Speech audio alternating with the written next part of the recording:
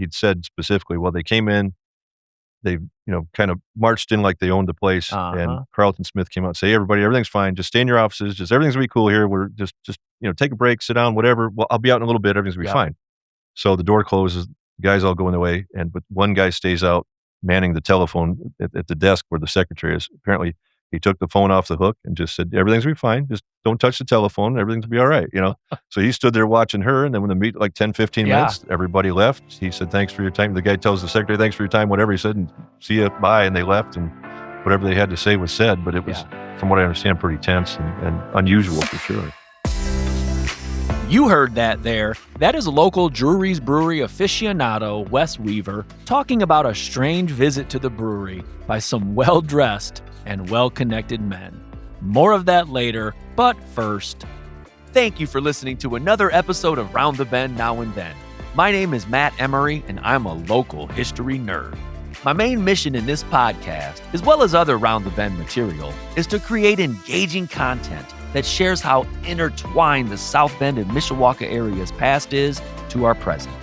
In the podcast, I interview local leaders, business owners, and community members to help tell their stories, because their stories help tell the story of South Bend and Mishawaka. For decades, the massive Drewry's Brewery complex on South Bend's northwest side stood as one of the city's most recognizable industrial landmarks. Long after the kettle stopped boiling and the bottling lines fell silent, those hulking brick buildings still towered over Elwood Avenue, a reminder of a time when beer was brewed and shipped out of South Bend, Indiana. What started as a Canadian brewery in the 1800s eventually found its way to South Bend in 1936, when Detroit businessmen purchased the historic Muessel Brewery and transformed it into Drewry's Limited USA. Over the next several decades, the South Bend plant grew into the operational heart of a major regional brewing company. At its peak, beer brewed right here in South Bend, Indiana, was distributed throughout the Midwest and beyond. And behind the scenes, the story includes Prohibition, organized crime connections in Detroit, federal investigations, corporate mergers, and the rise and eventual collapse of regional breweries in the face of national giants like Budweiser and Schlitz. Today, the brewery is long gone. After sitting abandoned for decades, the final remnants of the Drewry's complex were demolished in 2024. But the history and the memories still live on through the people who worked there, studied it, and collected pieces of its past. In this episode, I sit down with Drewry's historian and collector, Wes Weaver, whose incredible research and article for the Brewery Collectibles Club of America helped piece together this remarkable story. Be sure to check out the club's website. The link is in the show notes. Their work preserving brewery history and memorabilia is absolutely fascinating. A huge thank you to the sponsors of this episode, MT Box Computers, Danbury Insurance, and Alley's Cafe and Catering. Be sure to support our local businesses. We'll learn more about Drewry's Brewery in a moment after hearing a word from one of those sponsors. I've been working with Danbury Insurance for over 25 years, and I can tell you from personal experience that they're the real deal. In a world where customer service can feel like a lost art, they've always taken care of me the right way, every single time. They're a locally owned agency with deep roots in our community, and that matters. When you call them, you're not getting a call center somewhere. You're talking to people who live here, who care about this area, and who genuinely want to help you and protect what matters most. Whether it's home, auto, business, or life insurance, they take the time to walk you through your options and make sure you're covered the right way, not just the easy way. If you're looking for an insurance agency you can trust, I highly recommend giving Danbury Insurance a call, or check them out online at danburyinsurance.com and tell them that Round the Bend sent you. Again, a big thanks to Danbury Insurance for supporting the show and for taking care of folks in our community the way they always have. And now, back to the episode. Well, hey, Wes, thank you for joining us. I truly appreciate it. You're welcome. Thanks for having me. Most definitely. You had reached out to me previously, and you shared an article, and you shared some information about Drewry's Brewery. And it's one of your hobbies. It's one of your pastimes, learning about it and diving down rabbit holes, kind of like I do with stuff. Yeah, it's kind of been a 30-year rabbit hole. It's just been crazy, really. Before we get started, let's introduce yourself. Talk about, where you're from, where you went to high school, all that good stuff. My name's Wes Weaver. I was born and raised around here. I was born in Mishawaka, lived in, Nice. just north of town. I went to Adams High School, graduated in '90. Yeah. Yeah, 96 right here. there you go.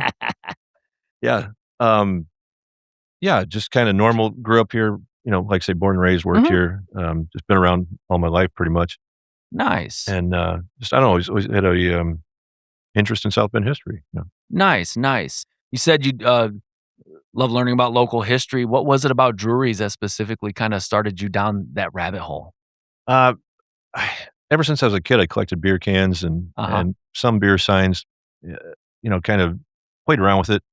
Moved out, put a bar in my basement, I wanted to decorate it, so I was just throwing out whatever I had, Budweiser, this, that, Yeah. and I found a Cams piece from Mishawaka, Okay, and okay. I was showing a friend of mine, he said, "Well, what about Drewry's over in South Bend?" And I said, "Well, Yeah. I didn't give that much thought." I hadn't seen much from there, so when I started finding things from there, I don't know, just I found more things that appealed to me more than the rest, Yeah. and, I just I don't know, I just kept, finding them and bringing Uh-huh. them in, and it just snowballed a little bit. And Cam's the Hunnard Center. That Right, was yeah, the the 100, yes. brewery that was Hunnard Center or got changed into Hunnard Center afterwards, and so, Right. when people today hear Drewry's Brewery, especially younger people, some may only remember those abandoned buildings that were on Elwood. Man, what did that brewery actually mean to the South Bend area? Well, it was every little town had a brewery, um, way back when in the Uh-huh. 1800s. You didn't have good transportation to make beer move around, so that one Mm, started life as Muessel, and then Drewry's, was franchised and, some individuals bought that brewery. But what it meant to the community then, was 300 jobs at the end, I mean, that wow. were lost. Wow. It was I know they had good community outreach, Yeah. hospitality things they would do, they Mhm. were involved, and they were the oldest brewery we had, they left in '72, when they Okay. got bought out, but, I mean, they were around obviously longer than the rest, and Yeah. it seemed like they were a good, steward of the community, it seemed like. Got it, got it, got it. And I'm sure that, every neighborhood kid knew a friend's parent or Mhm. an aunt or an uncle or somebody who had worked there, you know? Yeah, and, the stories I've read and I've talked to some former employees when Mhm. they were still around that, it people kinda get to smell the ethanol plant, when that first Yeah. came around, Uh-huh. that's they brew beer there, and it's basically dealcoholized for, Yes. separated for making ethanol, but that's the same process, and that's what it would have smelled like cooking It's it. like the Northwest Side had a beer smell. Yeah, yeah, brewing, yeah, yeah, yeah. That's nuts, and when we mentioned earlier, we were chatting about the history Facebook pages, and that's what folks will mention when they talk about the brewery as a kid. They'd remember the smell in the neighborhood. Yeah, and I've seen that several times, and some say it was great and others not so much. Probably depends on your, liking of the tasty beverage. Right. Got a lot to Uh, do with it. you mentioned, about a 30-year rabbit hole. W Who, what, when, where, how are you getting a lot of your information? And I'm sure over the years that has changed. Oh, drastically. Let's Way talk about it. Yeah, way back when, I joined the club I'm in, one of them is called BCCA, which was originally the Beer Can Collectors of America, Okay, and that had subsequently changed in 2004 to the Brewery Collectibles Club of America to kind of, bring more guys in, to say, "Hey, we're not just cans, we're you name it, got we'll it. collect it." Um, w I was kind of I wasn't the biggest Drewry's guy in town, I'm still probably not, I mean, I've got Uh-huh. a great collection, but a lot of other guys do too. Yeah. A lot of my friends do, and we all kinda share the same passion, but Uh-huh. back then we had a guy named Drewry's Bob that was kind of the end all be all guy. He had I mean, he was known nationwide of, like, the best Drewry's And that was his collection. nickname was Yeah, just Drewry's yeah, Bob. his name was Bob Okunis, but we Okay. called him Drewry's Bob, and Nice. everybody knew who he was Yeah. in the club. Uh-huh.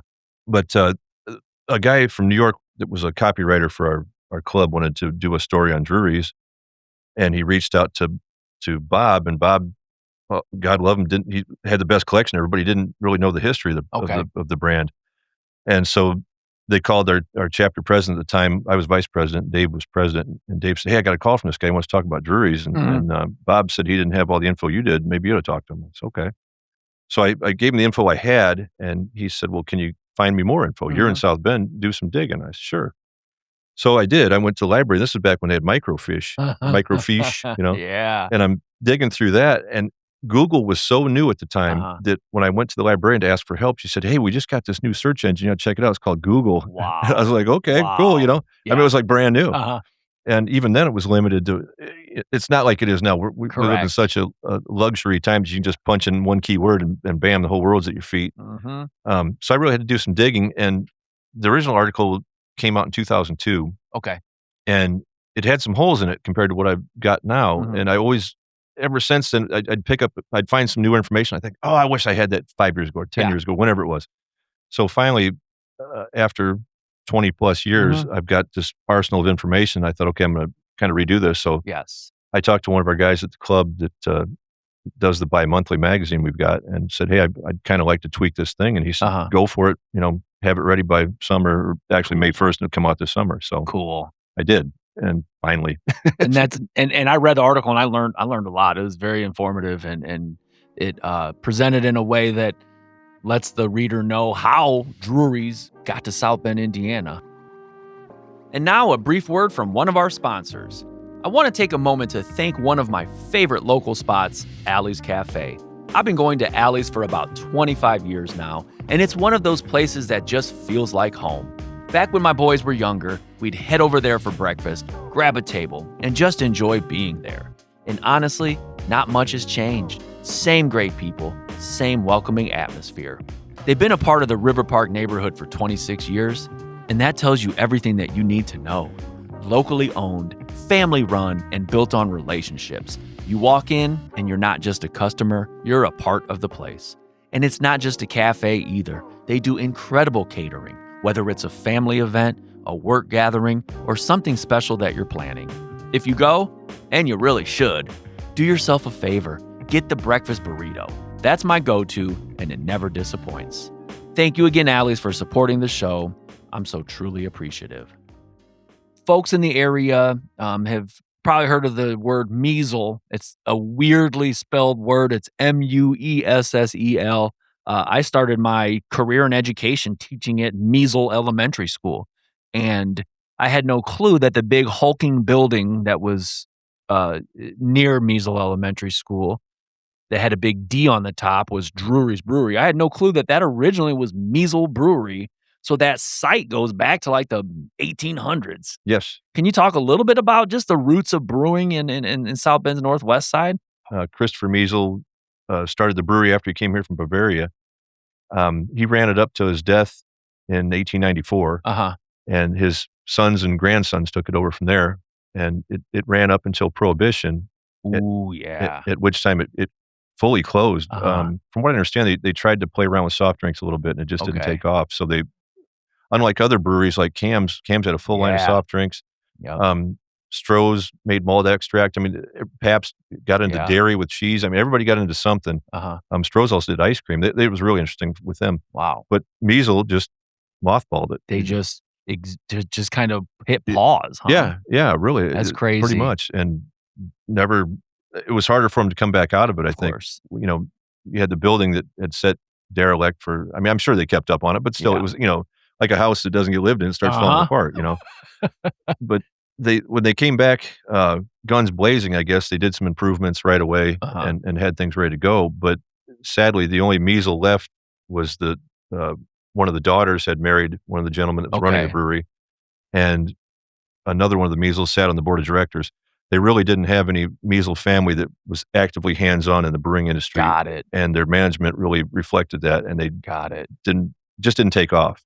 And especially after Prohibition, you really probably need somebody who knows what the heck they're doing. Well, yeah, yeah, and it makes me wonder too, all the years it was dry, where did these guys come from? The master brewers, what did they do? Uh-huh. And they're making something, I'm sure, just, under the table, Yeah. but, to get it reestablished and blow the cobwebs off everything, I'm sure it Uh-huh. took more than people realize. I'm sure. Yeah, I did a little video on Cam and Schellinger Brewery, and I learned that during the Depression, I have advertisements for whatever. I forgot the name of the drinks they did, but they had like an orange drink. I think they had a, Juleade was one of them. yeah, I think that. And then they actually, I want to say they created a water or something for cereal.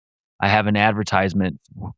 It doesn't seem too tasty, Right. but it was something to pour on your breakfast cereal. They were trying to do anything in order to stay afloat, Yeah, absolutely. I mean, during that time. yeah, you had that great big building and people that, worked for you, you had to have something to do. Yeah, Yeah. definitely.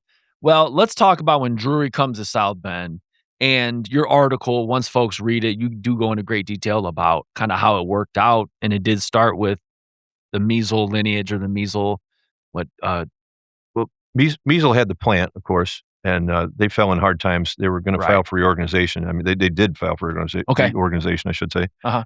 And in that time, a group of investors from Detroit got wind of this reorganization Got it. and wanted to come down and check it out. And Uh-huh.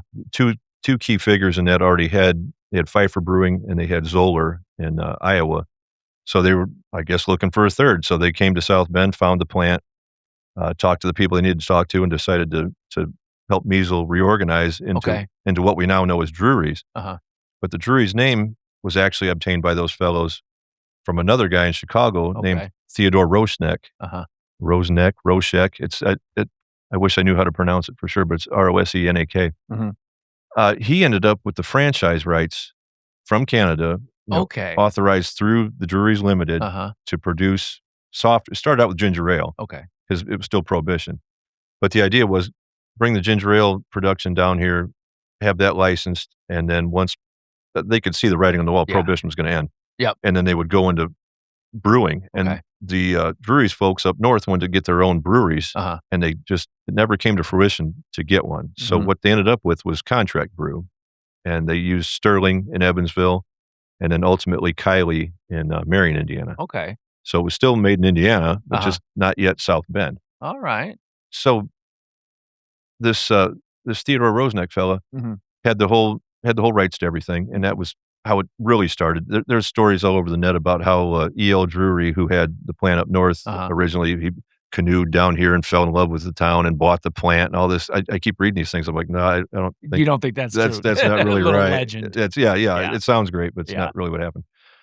Theodore had the go-ahead from the Canadians to produce the beer here in the States, and he ran that for a couple years, and then the only hole in the story I've got, and Uh-huh. there's no rhyme or reason to why he sold, unless he was just profiteering. He sold off to these gentlemen from Detroit, Mm. one named Epstein, the other named Smith, Carlton Smith, and, Alfred Epstein, who Okay. also ran Pfeiffer and Zoller. And so they brought the name to South Bend. They found a brewery. Yeah. They had the name, and they just took it here and set up shop, and away they went.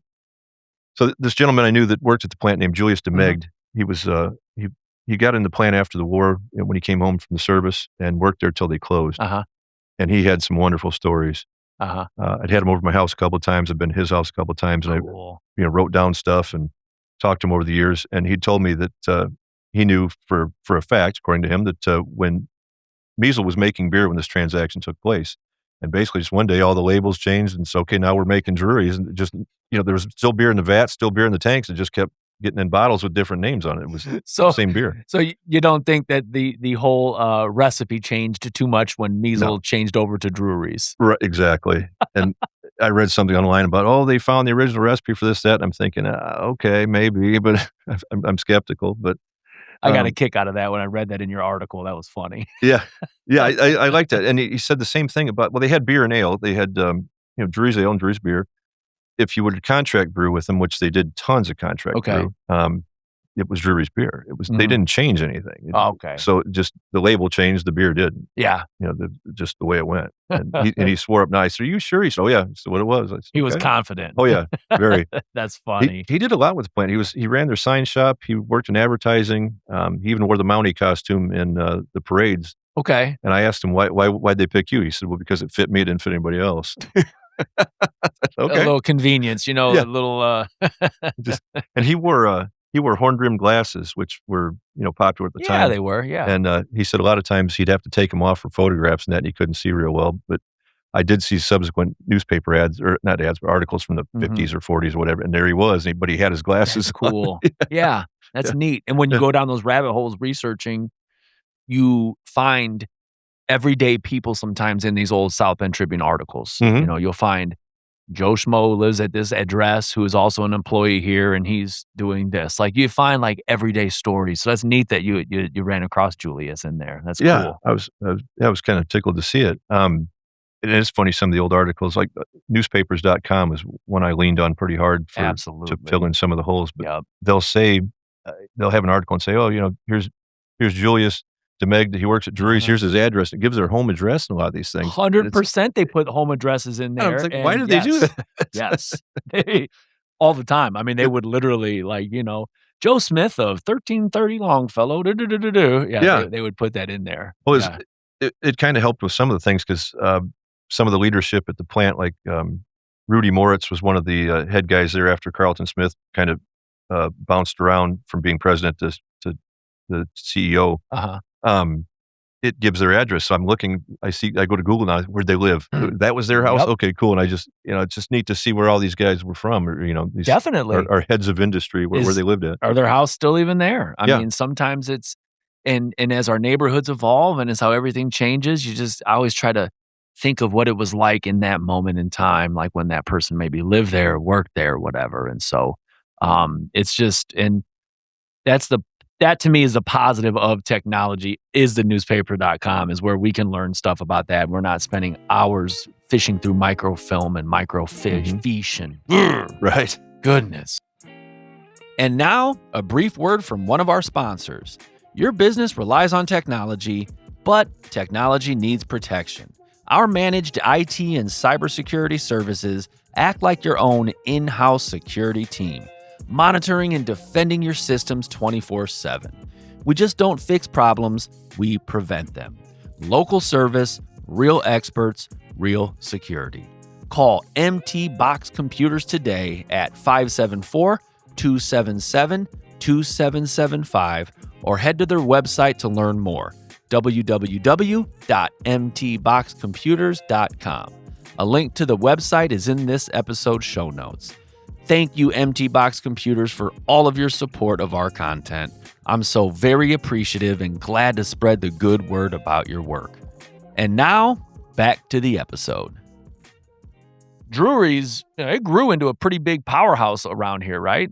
Yeah, it was the largest of the 3. You had, of course, Cam's again, and you had, South Bend Brewing Company over on, that was on Lincoln Way. Yeah. Lincoln Way and was it Bat no, Lincoln Way and Wilbur. Right. Yeah. Was it? Literally, I think it is Lincoln Way, Wilbur, right over with Silver Tower. I think. But yeah, across That from the Silver area. Tower. Yeah, Yeah. that's just been demolished here in the last couple of years, Yep. I think. Yep. But, yeah, Drewry's was by far the largest and, lived the longest. Cam's closed in '51 and so did, Hoosier or South Okay. Bend Brewing. So, Drewry's had another 21 years in the tank, so that was good. Wow. But yeah, they Wow. grew, they acquired the rights to other breweries all through the '50s and '60s. Okay. They had Schoenhoff and Edelweiss in Chicago, Atlas Brewing in Chicago, they took both of those over. Peel's All right. Brothers in New York, they bought them. Fitzgerald in Troy, New York, they bought them. They ended up merging with Pfeiffer in '63. I think it's '63 or '5. But the merger with Pfeiffer, it was kinda unique because the 2 went together, but Uh-huh. yet they operated hand in hand, but yet separately, where Drewry's it retained its own identity, Okay. as did Pfeiffer, so it wasn't they called it Associated Brewing at the time, but they also Drewry still had its own Got it. they could send out cans and bottles today that were labeled with Associated, and Uh-huh. tomorrow it was labeled Drewry's Limited USA South Bend. So so and they were the biggest of the plants that, what Pfeiffer had, of course, the plant in Detroit, they had St. Paul, the old Schmidt plant.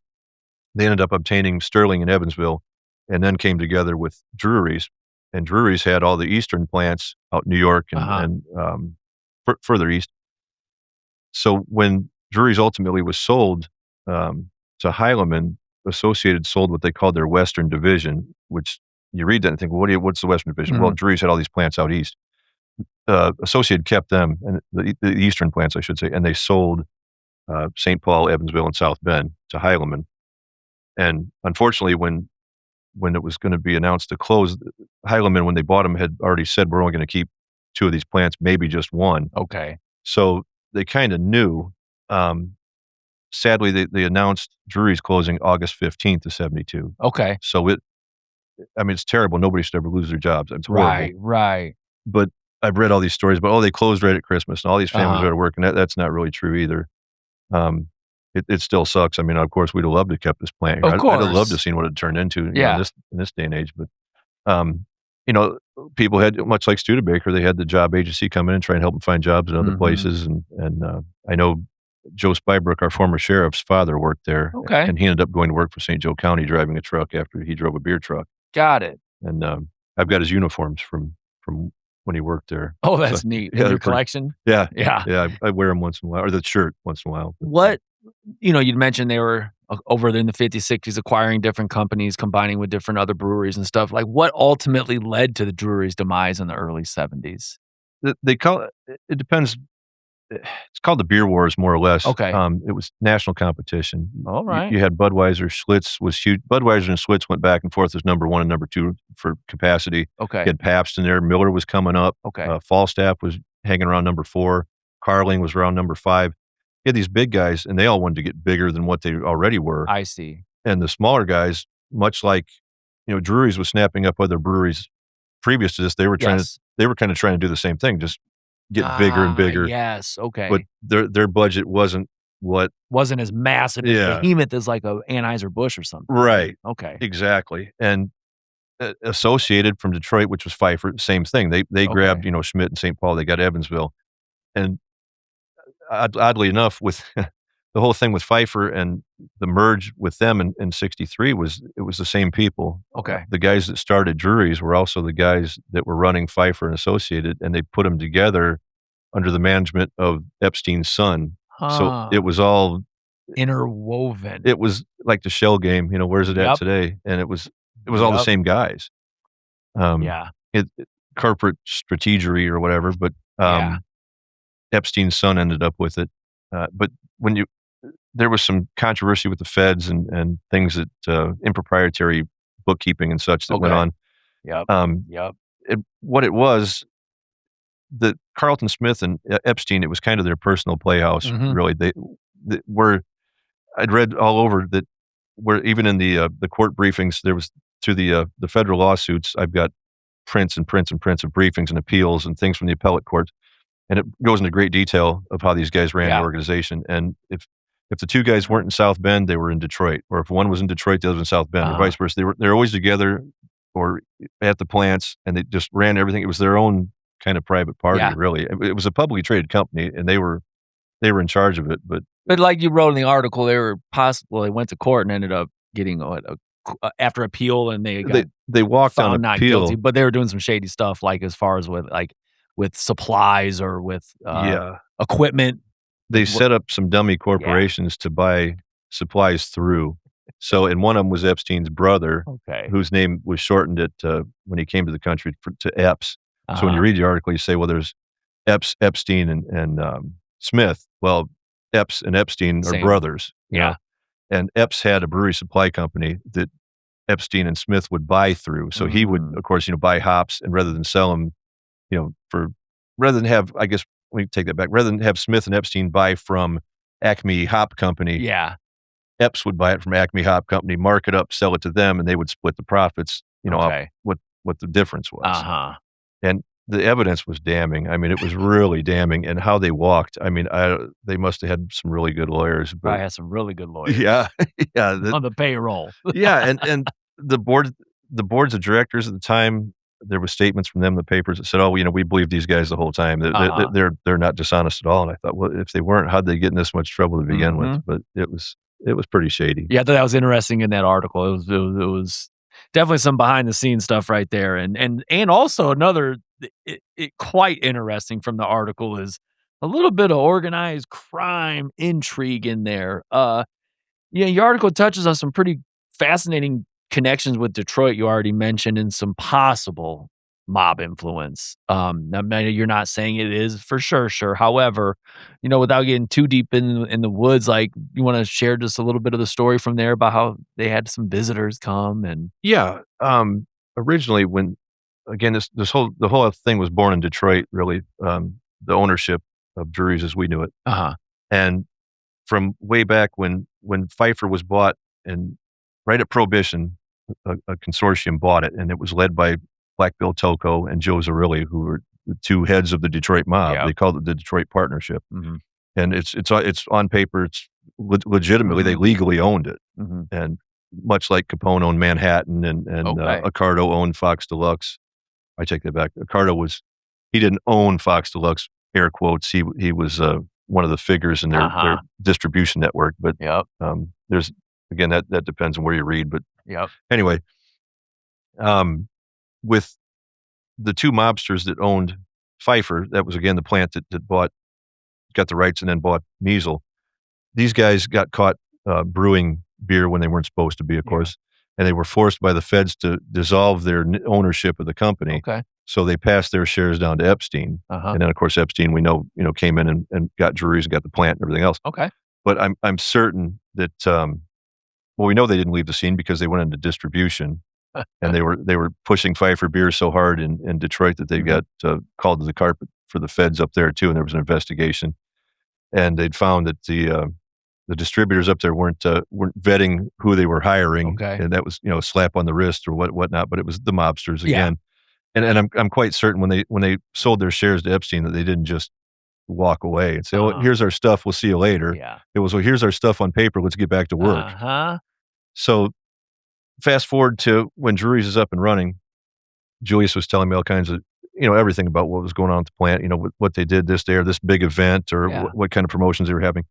And he said one day, he said there was some guys came calling to the office, Uh-huh. and they were looking for Carlton Smith, and there was uh, He was the president? it's a yeah, Okay. president of the plant, yeah, and one of the founders from Detroit. Yeah.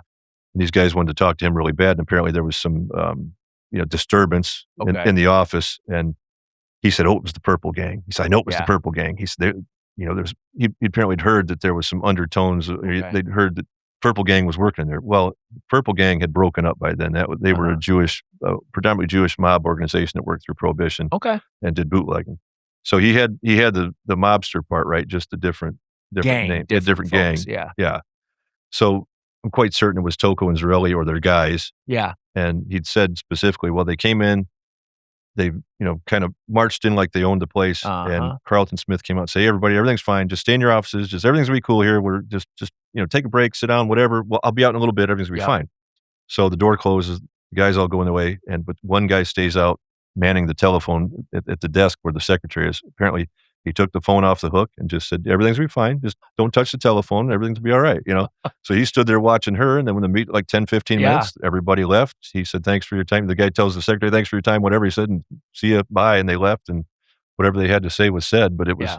from what I understand, pretty tense and unusual for sure. And that seems like and then, like, I think you'd read in the article, like, they were well-dressed men, and then just Yeah. just putting the phone off the hook to our younger listeners that doesn't they probably don't even know what we're talking about, but that basically means that, yeah, nobody's calling. Yeah, You're not calling out. You're not calling for help. No. Nobody's calling. Yeah, we're gonna take a break. You're just gonna sit here. Yes. That was your lifeline then. Yeah, You yeah, couldn't just text or call on a cellular device. I mean, the phones were your lifeline at that time, yeah. and No so, email, no none of computer. that. No texting. Yeah, and he'd mentioned not only that they were dressed in suits. He said they drove up in this fancy car. He said I could Uh-huh. see it through the window, and then he said they well-dressed guys. And he said, "Oh, they were mobsters." He said, Yeah. "Purple Gang." I mean, he was sure of it, but And I wouldn't doubt it, and not just Drewry's Brewery on the northwest side of South Bend, Indiana, but I'm sure at anytime you have prohibition, breweries, organized crime, and some underworld figures are most probably involved. yeah, I mean, bootlegging just Yes. it didn't it just they didn't need to bootleg anymore, but they didn't get out of the beer business. It Yes. was legalized. Yeah. And we had a convention in Fort Wayne, Indiana. The BCCA would call it Canvention, but Okay. um, a gentleman named Phil Popsahala he's from Chicago, and he could tell you he was a wonderful beer historian, been around forever, Uh-huh. and passed away, but he put on seminars and talks, and one of them was about the beer and the mafia, Okay. and he did mostly about Chicago Yeah. and Torrio and Capone and the Mhm. Manhattan Brewing Company, and some on Fox Lux, but he said, trying to quote it the best I can, but he said, "We owe the mob a great deal of gratitude as collectors for keeping these breweries alive as long as they did, so we have something to collect from them." That's amazing. That's Yeah. true, huh? It's Yeah. kinda it is. I thought it's kinda funny, but yeah. It is like put credit where credit is due, you Right. know? I mean, that's for sure. Recently, the buildings finally came down. Drewry's closed in the early '70s, but the structure was utilized in one way or another for the past 50 years. What are some of the different businesses that were in there? When Heilemann bought the plant in, 72, mid Mhm. 72, they announced the closing in August, and after that, it's obviously no more production. Yeah. But what they did though, they kinda gutted parts of it, and when you drove by and saw the gaping holes in the walls, Uh-huh. they did that. They were pulling out, aging tanks, big glass line tanks. They're pulling out I whatever equipment they see, wanted. okay. Well, they sent them to different breweries, whether it went to Evansville or up to Uh-huh. Wisconsin or wherever. They had Newport, Kentucky, so they had other plants. Yeah. I never did understand where the stuff went. That wasn't really great detail. Mhm. But, anyhow, they had their way with it. They sold it off cheap, and a outfit called Omniplex ended up with it. And that's, the guy's name was Chuck Durr that ran Omniplex, and he had it from, like, 74 or 5 Mhm. up until, oh boy, 2000s. Oh, he had it for a while, Yeah, okay. yeah, after probably Okay. 2004-ish in there. And I worked for a contractor that knew him, and I reached out to him, and he let me go in there and poke around, Yeah. places that weren't rented, Uh-huh. and, got some cool stuff, just, I don't know, signs and stuff off Yeah. the walls. Nothing really Drewry's related, but some would say, like, aging cellar or whatever. Yeah. So that was cool, but, after that went out, he passed away, and his son had it, and I don't think he wanted to mess with it much longer. Yeah. He had his own thing to do, he had his own career, Mhm. and so he was, phasing it out, and, as the paper says, after that, I kinda lost track, but then the paper, what I found, a guy from Arizona bought it, and I think he was gonna try to develop it or do something, Mhm. and then we know how that went. It just kept Yeah. fizzling and didn't happen, didn't happen, didn't happen, and Yep. the city kept issuing warning after warning, Mhm. and then next thing you know, the city's got a hold of it, Yep. and here we are now. The city had no there's nothing they can do with it. It's redevelopment time. Right, right. When the city was demolishing it a couple years ago, what did you have any, I don't know, specific thoughts or anything like that? Or Yeah, I mean, it's kinda bittersweet because you Yeah. knew it needed to go. It was Mhm. I mean, I was in that plant this is 2026. I was in there 25, 26 years ago Yeah. poking around, and I went through every square inch I could, and it was in bad shape then, Then. bad shape. And, I knew I was taking pictures one day, kinda at sunset, and I Yeah. thought, "Someday they're gonna tear this down." Mhm. And boy, I hope it's not anytime soon, and it wasn't. It could have been. I drove by it when they were, and I thought, "Well, I remember thinking to myself, some days that's gonna happen, and here Yep. it is." And Yep. so, yeah, I mean, it was a long time coming, but and it was, you know, I'm a, I don't know, collector nerd, history nerd, Yeah. whatever, and seeing it was like, "Oh, man, this is Yeah. bad," but it needed it. I mean, I don't know. It Yeah. just it was For time to the go. neighbors, Oh, it's yeah. for I mean, it is in the middle of a neighborhood. Yeah. I mean, it was time. It's industrial blight. I mean, Yeah. it really was. It was time. And what's crazy is I would get out and record, I don't know, about 3 or 4 different times as they were demolishing it, and I would just get out and record, and of course, they had the fence up, so you couldn't, like, get into the Mhm. area, but one of the times I was out there and a gentleman had just come up to me, and he goes, "Hey, I've seen you out here a couple times," and as I'm just explaining the historical significance to what they're demolishing, he and a lot of his crew were from Chicago. So, he did not have a clue at all. Like, so just to him, he's just tearing down some old beat up building, but as I'm trying to explain it to him, like, that's quite a historically significant spot, you know? And it's just nuts to see it being gutted and tore down like that. But, alright, we'll wrap it up with this. After spending, you spend decades researching this, what is the story is what does it come to mean to you and, you personally?